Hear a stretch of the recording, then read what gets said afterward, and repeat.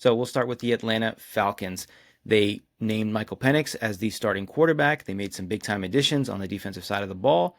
What do you think is going to happen with the Falcons this year, Salman?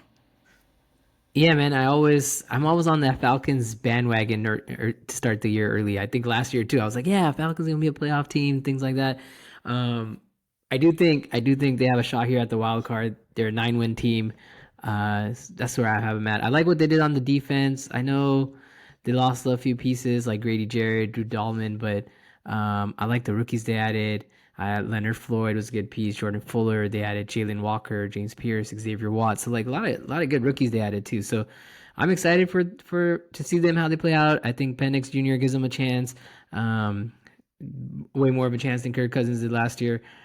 So I definitely expect elevated offense from them and an elevated defense. I think that's a good recipe. And this is kind of like that last year where the Commanders became a dark horse kind of playoff team. I think the Falcons are not as dark of a horse as the Commanders were, but I do Sure. think they can sneak into the playoffs this year, and maybe even in the division is what I'm expecting. So 9 wins. I go over at least 9 wins. Yeah, this division is a bit of a not, I wouldn't say a toss up, but Tampa is the returning champ, but they have their own issues as well defensively.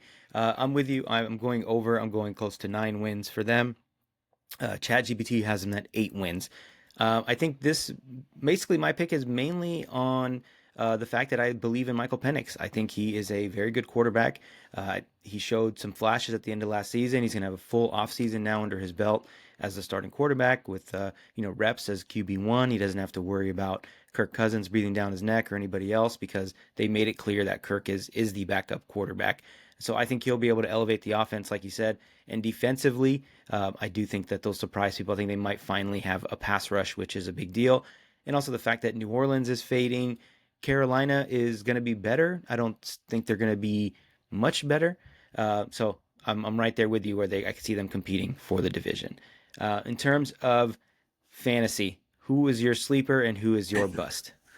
Yeah, my sleeper is actually their defense. I do think they're gonna have a great defense. They're gonna have a lot of sacks, turnovers, things like that. So by the Atlanta defense, I don't think anyone's drafting them. So get in on that while you can. And then my bust, I Kyle Pitts. I'm seeing a lot of hype for him again. Colin, I don't know why. Like I thought this was the year we all gave up on Kyle Pitts, but It's not uh, real hype.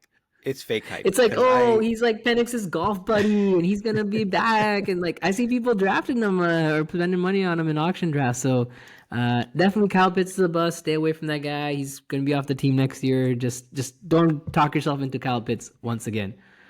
It's so funny that you say that because he's my sleeper. I know it's funny to say that, but I know a lot of people are drafting him almost as a joke, where it's one of those things where it's like, oh, oh, no, Kyle Pitts is still on the board. Oh, let me throw, $5 on Kyle Pitts.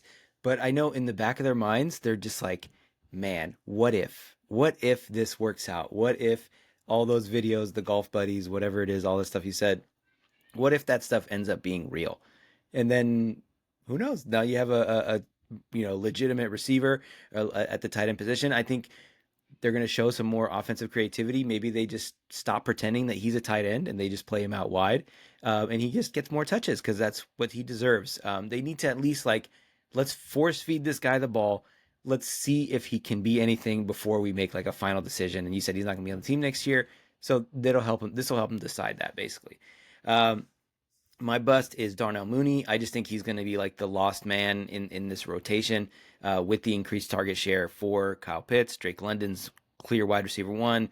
Bijan's going to get a bunch of touches. So he's like just like my odd man out in this group.